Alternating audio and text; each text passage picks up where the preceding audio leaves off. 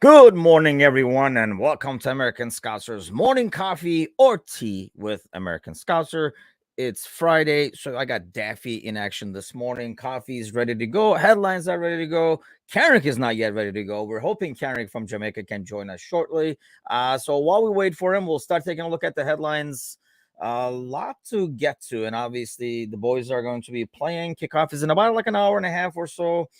I know where you guys stand on this. It's more about let's not get injuries more than anything. I think it's kind of like nice to see like these guys get some more minutes, especially like the younger guys and the guys who don't get as many minutes normally. But really, like result wise and stuff like that, I don't know if I'm looking at a lot of things. I don't even know if Klopp is. I think this is more about playing at game pace for a little bit, getting like game minutes, kind of minutes, and then just getting ready for the season. I mean, they're going to be playing in like a week. So, more than result, let's just stay healthy. Alan is with us this morning. Good morning, Alan. Good morning. Yeah. So you can tell it's Friday when the number of O's go up on a good morning. So it is Friday. Thank freaking God, I guess. Getting ready for the weekend over here. The World Cup final is coming up. The third place game is obviously tomorrow. Don't know what you guys think about the third place game. I know for most it doesn't mean jack. And I think normally, like let's say if it was, I don't know, if it was like Spain versus Italy or something like that, like teams who had aspirations to win and didn't, and this is more like a consolation prize as a third cup game. I think it's then it's like meh, it's more like two disappointed guys playing each other. But I think when you have teams like, I mean, I just know when Turkey was there, it was a big deal because it was like, already having accomplished. It's not Turkey, by the way, it's Turkey. Damn it, I keep doing this. Okay, it's not Turkey, it's Turkey now. But when Turkey was there and they were in the third place match, it was a big deal. Actually, I think still is the fastest goal scored in a World Cup, by the way, the one that was scored by Hakan Şükür back in the day. But to those countries, I think it's a big deal when you don't get there very often, and this is already a huge accomplishment. You just want to like icing on the cake by being third. It's almost like Olympics getting some kind of a medal kind of thing. So I think like for a team like Morocco, this game will mean a lot. Croatia, maybe not so much because they've been there, done that. So, but I think for Morocco and anybody who's a Morocco fan, I think this game means a lot. So it'll still be. It's Turkey. It's close, Alan. It's close, but I mean, I haven't been able to change it. I've been saying Turkey for the last freaking 2 long years, so my age number of years, so it's kind of like hard to swap out to Turkey, which is how we say it in Turkish obviously, but it's kind of like brutal. So Konate is hit by the virus tearing through their squad just 2 days before the World Cup final, with Varane and Konate now sick and air conditioning being blamed. I would buy that story if it happened in the beginning. I mean, they've been living in these conditions for quite some time now. I will tell you this. I know it sounds, I don't know how it is in Qatar, but I know when, like way back when I was a kid, my dad used to work there and we lived in Saudi Arabia for about a year because I used to live there. I lived there for a year. He worked there for like 3, 4 years for a company, a Turkish company over there. And I don't know if this has changed. This is freaking literally decades ago. So I don't know if this has changed, but they had like literally individual wall ACs in every single new room. So it wasn't like, what we're more used to here in terms of like central air. I don't know if it was like to keep up with the heat or what, but every room had an individual like AC, like a wall unit that could really get going. So I remember like going from like Istanbul to there, you definitely got sick the first week. So I would buy that the air conditioning thing because you're not used to it and it just like slaps you in the face because you're like, oh, this is great. You crank it up and next thing you know, your stuff is out. But I mean, they've been there for a while. You would think they'd be used to it by now. Yeah, it's not Turkey, damn it, Alan. We just covered this. It's Turkey, yeah, so you got to change the spelling too. But it's 3 times. Yeah, I mean, especially the South Coast. It's a beautiful country. It's just like every other country in the world. There are people who mess it up for the rest of us. But let's get to the headlines real quick. So, a couple of big ones from this morning. Infantino, you can see on the right hand side over here. Even his smile looks like he's kind of like scheming some shit, and he is. So the smile is accurate. He is scheming stuff. So they talked about the World Cup and stuff. Originally when we went up to 48 teams, the whole system was going to be different. It was going to be groups of 3 competing, ones go through, and all that kind of stuff.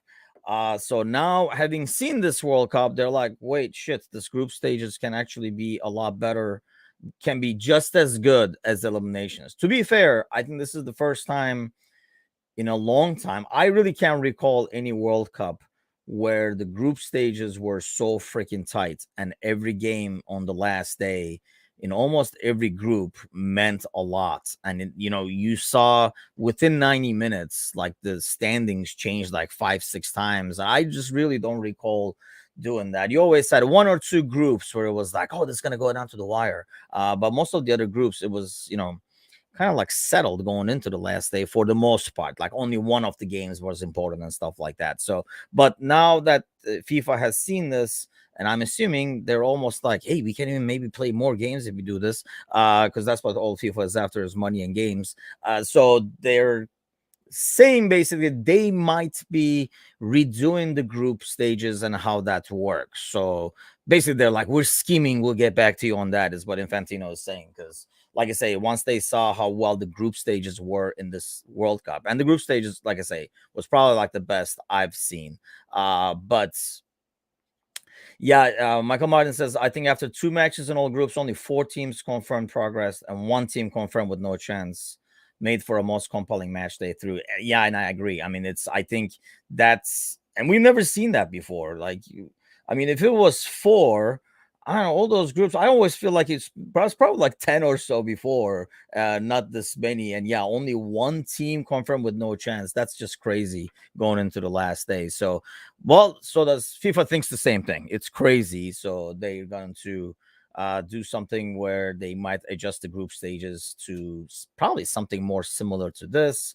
I don't know if they'll do something where like the guys who outperform like the best ones get almost like a bye, if you will, or something like that. But I'm sure he, as with his smile, he's scheming something as we speak. So they'll come up with that. The bigger news, and the one that gets a lot of attention and backlash and stuff like that, because we're almost like gotten used to the concept of like World Cup and all this crap being done like this, is the FIFA, what is it, the Club World Cup, which, I mean, they have been talking about expanding this for some time. It's kind of like a dream they have in the pipeline of making this more their Champions League kind of thing in the global scale, if you will.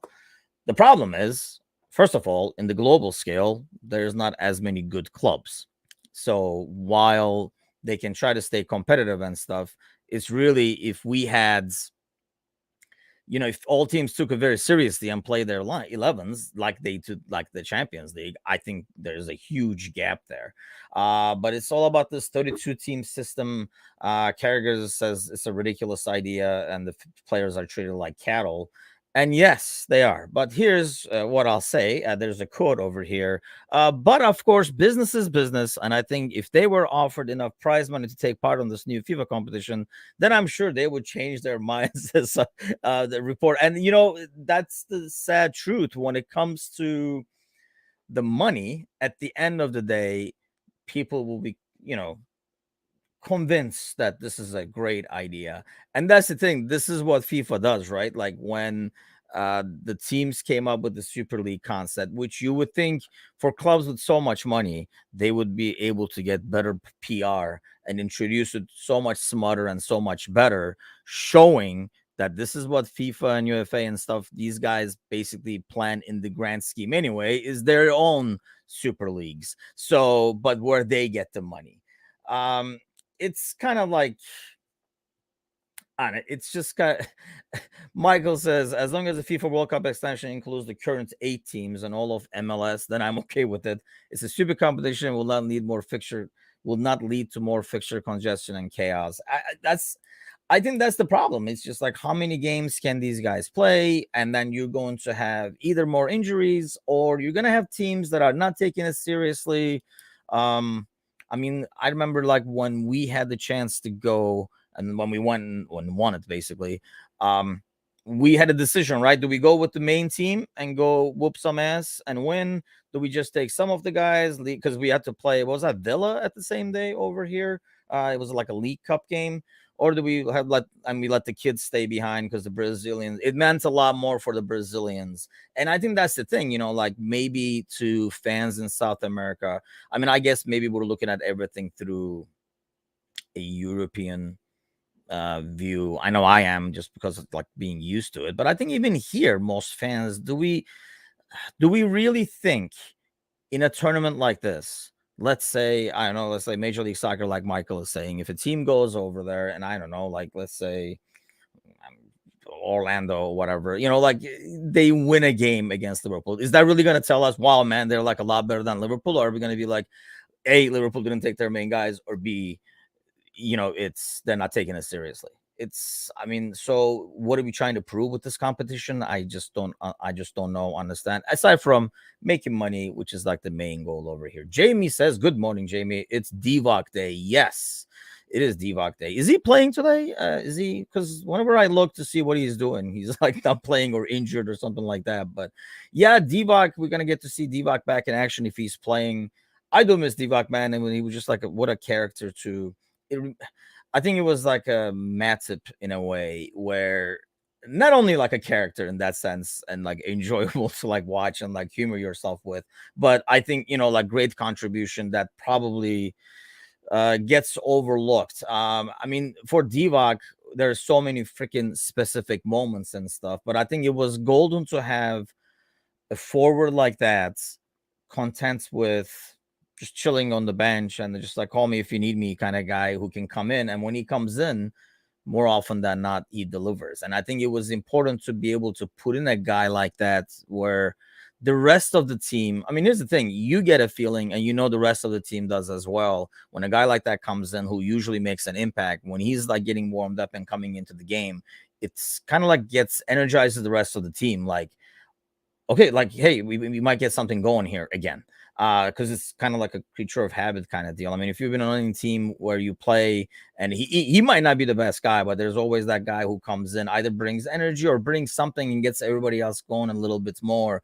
And it's almost like the coach's last card, like played on like the 80th minute or the 75th minute, where they trot him out there hoping it ignites something else. But yeah, I do miss Divock with his all his glory and calmness and chill attitude, not acting like he just doesn't know what's happening or what he did or how important what he did and stuff like that. But man, I mean, for a guy who was not a regular starter and didn't get a lot of minutes and stuff, it's amazing how many. Like Jamie was asking on Discord channel earlier today, like what everybody's favorite Divock memory was. I think just to be able to ask that is crazy for a guy who has not gotten minutes, because it's a huge discussion, because there's so many moments that you can like pick from. And aside from like the big famous three, there are so many others where he's come in and made an impact in the game. So definitely something that's would be definitely great to have again. Like I would bring Divock back to trot him off the bench. I mean, not Divock himself maybe, but it would be great to find another player like that to to give rest to some people, B, for rotation, and C, somebody who can come in off the bench and actually score goals. I think we had that in depth in the beginning of the season. But obviously, with injuries to Diaz and Jota, we've kind of lost that. I mean, it almost like you could have Jota or Bobby or somebody coming off the bench, and we were like, how far we've come, like instead of trotting out like Divock or Ox out there, we can bring in Jota or somebody like that off the bench. But sadly, the injuries have kind of like derailed that concept overall. Let's get to the World Cup. Alan says, who has been your player of the tournament? Man, that's a tough one. And way to put me on the spot. Who I've been, I don't know. I mean, it's probably too much to say player of the tournament. I mean, I guess the easy thing would be Messi. I just feel dirty saying it, so I'm not gonna. But a couple of players I've really been impressed with in terms of what they've done. And obviously you're gonna kind of like look at teams that have gotten, brought their teams further and been part of, like, let's say look at the teams in the final. I mean, Griezmann, I think like he kind of goes under the radar, but that dude is back to what he was, and what he does on the field is unreal. I mean, you can't even tell in most cases what position he's playing. He's defensive midfielder 1 second, attacking midfielder another. He starts the counters, he holds the ball, he controls the pace. I think, like, to me, when you look at France, I know everything is going to Mbappe, right? Because the dude is really amazing. It's kind of like, you can kind of tell, similar to what we see with Mo sometimes, where when they line up one on one with somebody in front of them, you can almost sense the fear of the defender, because you're like, what is he going to do? Like, is he going to run at me? Are we suddenly going to start sprinting? Or is he going to cut? That's very, very hard to defend. And a player who can go both sides, so you can't even, like, I'll push him to his weak side kind of thing or anything as a defender. So I'm obviously, like, Mbappe is going to get a lot of attention on that team. But as I watch France, I think Griezmann has been like the secret guy that kind of goes under the radar over there in terms of like keeping everything together. Because let's face it, France had to defend a lot more than we thought they would in some of the games.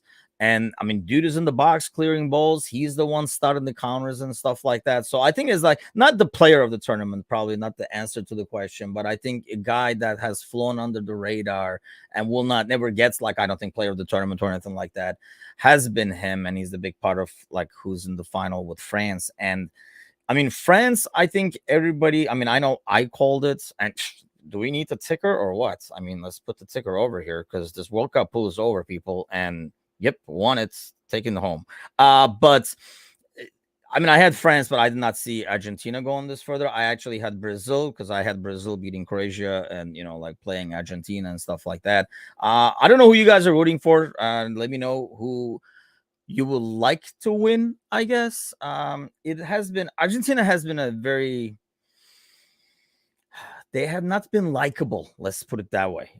So I think that's mainly why I'm rooting for France at this point. And just to uh, kind of like sick of the entire commentary. I think we were talking about this on Monday. Oh no, actually it was like Wednesday with Rami, because he admit that he was a Messi fanboy, which, let the world know. But I'm just sick of the commentary of Messi finally has help. That's why they're advancing and stuff like that.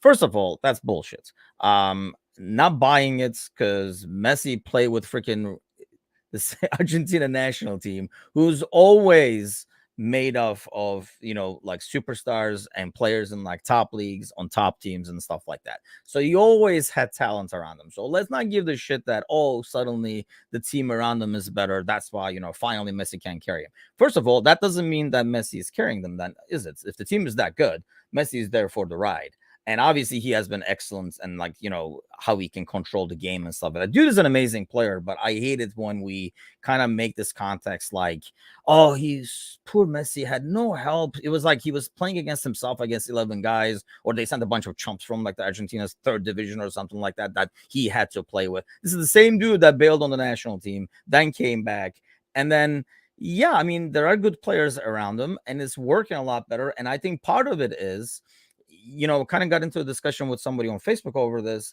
Is it that, oh, the players around them are carrying more of the weight now, or Messi finally realizes, A, he can't do it by himself, so he has to share the ball more, and he has to pick his spots to impact the game? I think he's done a lot better of that. We just don't see Messi like trotting back to the midfield every single time to get the ball to create something. There are times where he's just a passer, where he's like, occupying space and like taking, people, creating space for others by moving and stuff like that. So that's the part that gets to me out of this entire commentary about like, oh, like Messi is doing this, Messi is doing that. Look who is here. It is a Mr. Peterson himself, Kenrick from the Jamaica Liverpool group. What's up, man? Where you been? Oh my God, I'm at work, and trust me, I mean, who works on a Friday, right? So I just got caught up at work and I couldn't get away, and I'm trying to get these tasks done, these reports sent off so that I can be here with us. But I Reports managed to get just it done. reports can't wait. Just send them your World Cup predictions. Exactly. And like, here's my There report. you go. Well, I That's don't know one if you report want I'd to love do to do. that, 'cause, man. I think we were here last Friday, and Hmm. we were dead wrong on a lot of stuff. This And is I me like, wiping the egg off my face. and I keep noting that despite winning this freaking pool, I've been wrong so many freaking times that it's not even funny. But so you get ready to be wrong for this weekend. I was just talking about the whole Messi concept and who I'm rooting for in the World Cup, and I'm rooting more for France. For a Argentina has been not a very likable team. That whole Netherlands game just leaves a bad taste. And B, I just kind of like the sick of this. Messi finally has help commentary, like he's riding into the sunset and stuff like that. I mean, after seeing Neymar crying and Ronaldo crying, I just would not mind Messi crying too and going away and having somebody else win. But I know you were originally rooting for England and Brazil were like kind of like you were leaning. You have different reasons for both. So which way does your heart lean now in this final one? It's Argentina and France. Okay, so in terms of Messi as an individual, it would be good if he wins this elusive world title. Because I think he's been at the top of his game. He's given the world of football such good memories, such good plays over the decade that he's been doing what he does. However, I would prefer to see France lift the trophy, mainly because France is a more cosmopolitan team. There are French players. I mean, France doesn't have a genuine bona fide superstar outside of Mbappe. Mbappe is pretending to be one, but I don't think he's there yet. I am a fan of having a superstar. The players on the French team, a lot of us do not even know their names. They're not heralded players. I think they've gone about their business in a good way, using teamwork as the benchmark, as the backbone of their success. So I would want them to win. And not only because a lot of their players are African born, but I would not say that out loud, but that's that. That's my reason.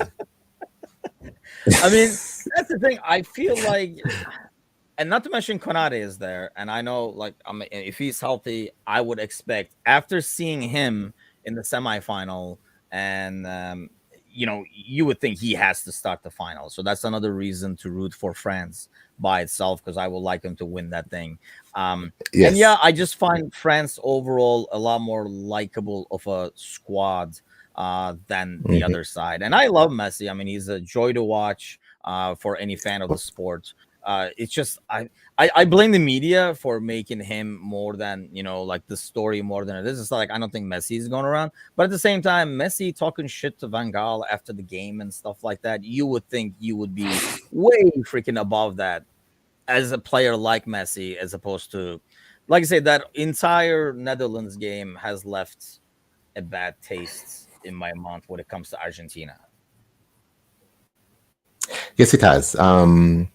Argentina, I mean, the South American style of play, they almost trying to rub it in your face type of thing. You generally do not see the Europeans do that. Not that Europeans are not morally better, but you might lose to a France, a England, a Spain, and they would not be getting in your face to say nah nah nah nah nah. But South Americans tend to do that. They want to win, and so I wasn't surprised that it happened. It's just that it takes a little bit of sheen of what Argentina has achieved. I do not think Messi should have really engaged with the legend that Louis Van Gaal is. I mean, these are people who are legends of the game. I Stay in mean, your you're lane. Yeah. stay in your lane. I mean, it doesn't do you any favors to do that. So it was unfortunate. And this will kind of bring out some persons to kind of root against them. I suspect that in the final on Sunday, the Argentines will be the overwhelming underdogs based on the composition of the people inside the stadium. I would suspect that most of them would be going for France. I suspect. But again, I've been It's a wrong so good many theory. times. I would go with that theory. Yeah, I understand where you're coming from over there. So how about this third place game? I was talking about it earlier that for a team, and because Alan says who will win the third place playoff, I would say Morocco. I think because it would mean a lot more to Morocco. I was talking about the good old days when Turkey was in this game, and it It, meant a it, lot. to people in Turkey because you're never there. I mean, like I was saying earlier, if it was Italy versus Yeah, Spain, exactly. they don't care. They're more disappointed to be in that game than anything else. But when you're a team like Morocco, you're actually proud to be in that game.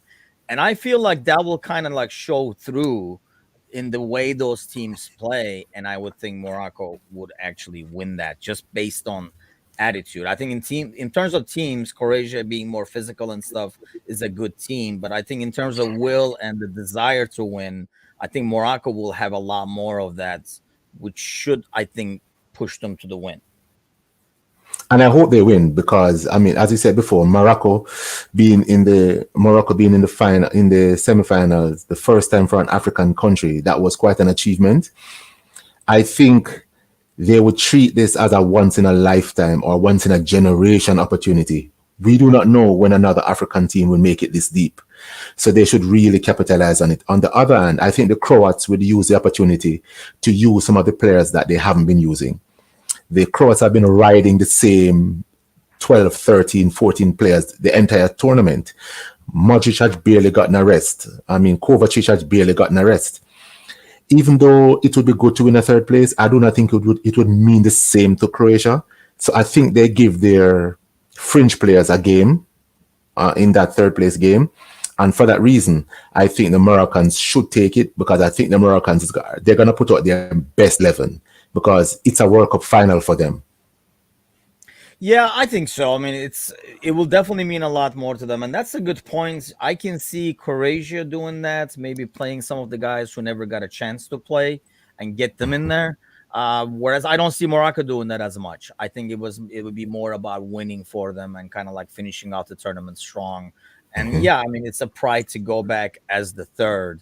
I think if, like I say, going back to my example of Italy or Spain, if Spain wins, they don't go back to Spain and like they're not going to be heralded as like the world third place team is here or anything like that. But if you got to figure if Morocco goes back as the third, they will Oh be my greeted God. back home or wherever they go as almost like world champions, right? I mean that's like the biggest thing, and that's why I think I'd be rooting for them, and I'll watch it. It's soccer, so so definitely will be watched. But so okay, I don't know if you're a tattoo man over there, Kenrick. I am not personally, but even if I was, I would not get an image of myself tattooed on myself as a Richarlison. So this way, you can even see Richarlison from behind, and it will be just as freaking annoying as seeing his face.